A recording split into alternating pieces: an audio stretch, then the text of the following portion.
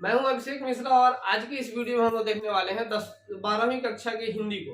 हिंदी की परीक्षा में बच्चों का कम मार्क्स आया था। इसका सबसे बड़ा कारण होता है कि बच्चे सालों भर फिजिक्स केमिस्ट्री मैथ तो पढ़ते रह जाते हैं, या बाकी सब जो उनका आर्ट्स फैकल्टी है, कॉमर्स फैकल्टी है जो है वो सब तो पढ़ते रह जाते हैं, लेकिन हिंदी को कहते हैं अच्छा लास्ट में 1 महीना बचेगा तो पढ़ लेंगे। इस चक्कर में उनका हिंदी तैयार नहीं हो पाता, उनका कम मार्क्स आ जाता है।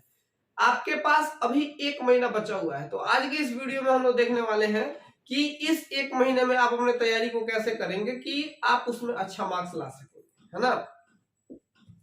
तो शुरू करते हैं।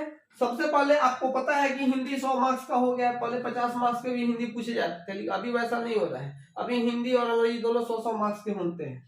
तो ऑब्जेक्टिव और सब्जेक्टिव, मतलब ऑब्जेक्टिव वस्तुनिष्ठ प्रश्न और सब्जेक्टिव विषयनिष्ठ प्रश्न।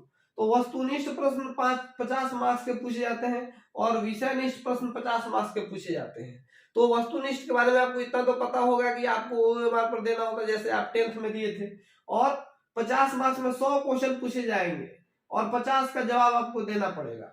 10th में आप लोग के साथ 100 क्वेश्चन नहीं आए थे, आप लोग तो 60 क्वेश्चन का जवाब दिए थे, लेकिन इस बार आपको 100 क्वेश्चन मिलने वाला है। तो 100 क्वेश्चन में से 50 का जवाब देना पड़ेगा। 100 क्वेश्चन में से 50 क्वेश्चन आपको बुक से पूछे जाएंगे और 50 ग्रामर से पूछे जाएंगे। अब बुक से ना ऑब्जेक्टिव पूछे जाते हैं, याद रखना, जबकि बुक में ऑब्जेक्टिव दिया नहीं है। तो सिर्फ बुक का आपको कहानी पढ़ना होगा, और कहानी और कविता पढ़ने के साथ साथ आपको कवि परिचय पढ़ना होगा। सबसे ज्यादा क्वेश्चन कवि परिचय से पूछे जाते हैं। अगर आप इसका क्वेश्चन आंसर मतलब ये अगर बुक को ढंग से पढ़ना चाहते हैं तो सारी कविताओं को लगभग मैंने एक्सप्लेन किया है। 12th क्लास की हिंदी की मतलब कविताओं का एक अलग प्लेलिस्ट है, वहां पे आप देख लीजिएगा। और आप अपने से भी पढ़ सकते हैं, अपने से भी करिए। हिंदी बहुत कठिन नहीं है। कविताओं में कुछ दिक्कत होगा तो आप उसको यूट्यूब पे देख सकते हैं। और ये 50 मार्क्स के ग्रामर पूछे जाते हैं। ग्रामर 50 मार्क्स के क्वेश्चन पूछे जाते हैं। तो ग्रामर से कौन कौन से क्वेश्चन होंगे?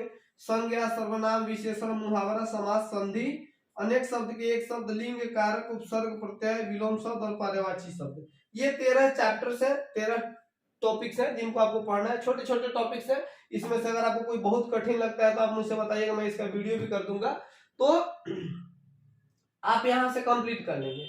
मैं बता रहा था कि ये बुक जो है सर, इसको कैसे तैयार करें कि ज्यादा से ज्यादा अच्छा मार्क्स ला सके। तो बुक के लिए आप क्या करिएगा कि बुक में अभी आपको 1 महीना है और लगभग उतने ही चैप्टर्स हैं, है ना। तो आपको क्या करना है, एक दिन में एक चैप्टर तैयार करना है। हिंदी के लिए अब 1 घंटा आपको देना है।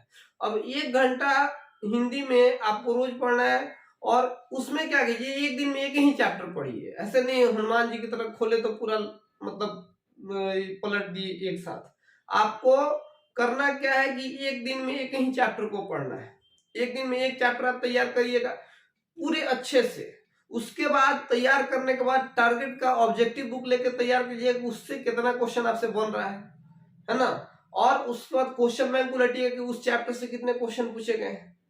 तो बुक तैयार करने के बाद आपको ऑब्जेक्टिव बुक और क्वेश्चन बैंक से करना है। दूसरा बात कि ग्रामर का रहा सवाल, तो ग्रामर के लिए आपको यूट्यूब पे बहुत सारे वीडियो जाते हैं, आप देख लीजिएगा, लेकिन उससे काम नहीं चलेगा। आपको क्या करना होगा, टारगेट का ऑब्जेक्टिव बुक आता है, उससे प्रीवियस के क्वेश्चन सब कंप्लीट कर लीजिएगा, या उसमें जो भी है।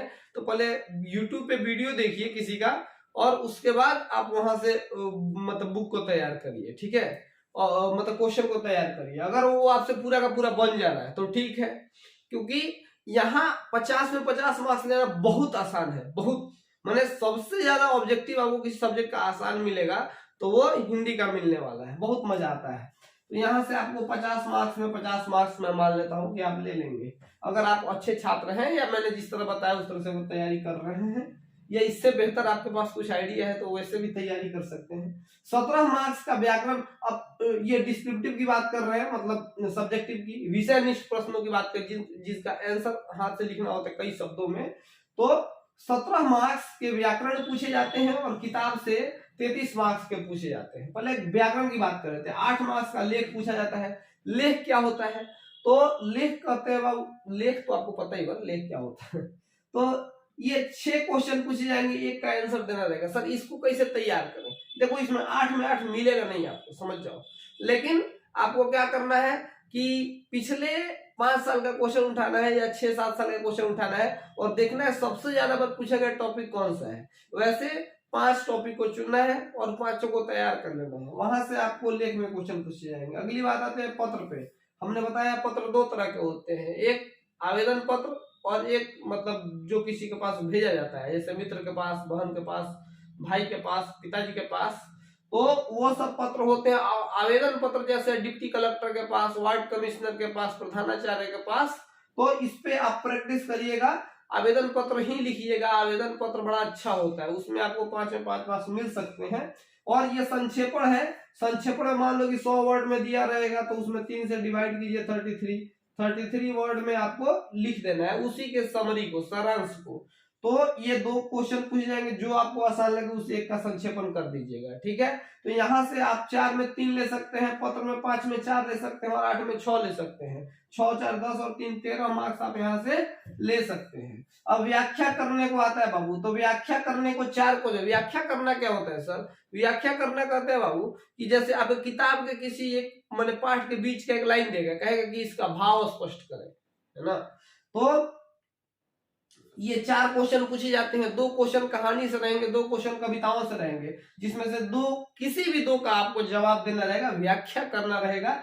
और दोनों के लिए 4-4 मार्क्स मिलते हैं, तो ये 8 मार्क्स का हो जाता है। यहाँ भी 8 में 8 लेना बड़ा कठिन है, थोड़ा सा उसको सजा के लिखिएगा। 2 पैराग्राफ में व्याख्या करिएगा। पहला पैराग्राफ में कवि के बारे में बता दीजिएगा और उसके पंक्ति के बारे में बता दीजिए कि प्रस्तुत पंक्ति फलाने जगह से ली गई है, जो चिलाने द्वारा लिखी गई है ना।